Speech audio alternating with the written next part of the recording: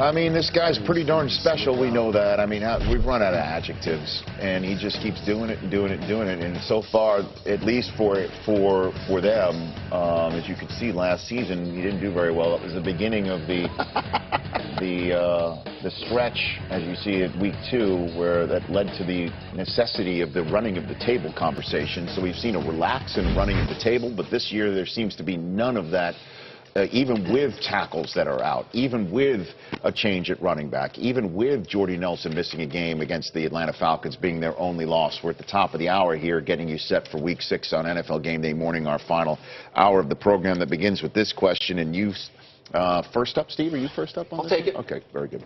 The Vikings defense, will they be able to slow down Aaron Rodgers today, sir? Yeah, they will slow them down, but not enough. Aaron Rodgers is getting his 2 starting tackles back. He had Bulaga last week, and now David Bakhtiari will be back, so he will have a little more time in the pocket. He went in there to Minneapolis last year and got beat 17-14, and Xavier Rhodes didn't even play in that game. So now the matchup is, hey, Xavier Rhodes against Jordy Nelson. Man, a couple of Pro Bowl guys going at it. It's going to be a lot of fun. They got to put pressure on this guy, make him get rid of the ball quickly with his starting tackles back. Yeah, and you said what you were. It's a great battle. It's certainly not the Dallas Cowboys defense. The Minnesota Vikings, they play great defense, but you can play great defense and still not win against Aaron Rodgers. You have to play great defense, and your offense have to give you something to make sure. You got to be 10 points out.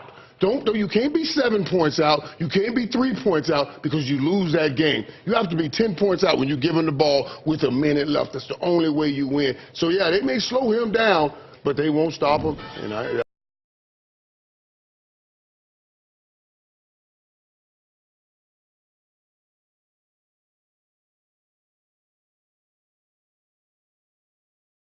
Rodgers just being off a little bit than it was the Minnesota Vikings defense just playing great defense. And so I don't know if you can count on Aaron Rodgers being off very often. You know, there's one game here, one game there. I believe he comes back. I believe he plays well. And again, I don't know what slowing down means. Does that mean beat him? I don't think the Vikings are going to win, and I think you make a good point.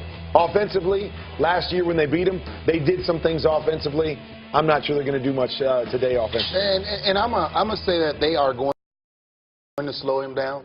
Mike Zimmer he comes up with those things to just frustrate a quarterback, and he's going to give you different looks. Whatever his tendencies are, he's going to change those tendencies and kind of make you a little uneasy, and now you got to decide. So what are they doing on third down, and what are they doing on first and this? But the thing is, when you slow a good quarterback down, your quarterback then has to put points on the board to make that slowing him down, put him in a hole to where he now feels like he has to speed up. And if you speed a quarterback up, that's worse than slowing them down. It helps you more. So I just don't see how it's going to happen for them to win.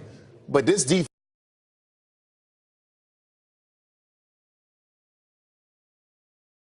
they kind of have Aaron's number in a sense that's of slowing them down. Yeah, the Packers are the only team in the NFC that could match the Eagles at 5-1 with a win today in week number 6. Now, normally a 3-game winning streak out of nowhere would leave any NFL fan ecstatic. So if you will, let me take you into the tortured mind of a Jets fan for just a moment.